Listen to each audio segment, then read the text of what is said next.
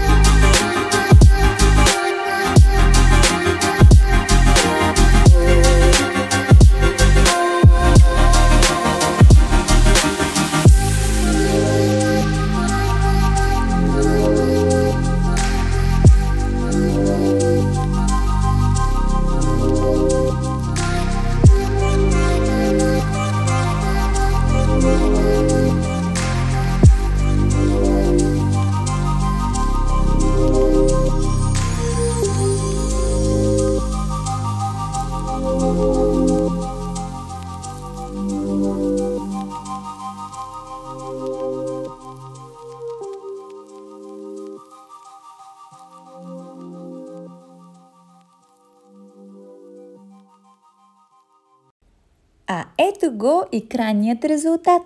Ръчно изплетената шапка с спираловидна шарка е идеален подарък за близък човек, който ще оцени усилието и личното внимание, вложени в изработката. Ръчно изплетената шапка носи усещане за лично внимание и грижа. Запретвайте ръкави и се впускайте в това предизвикателство.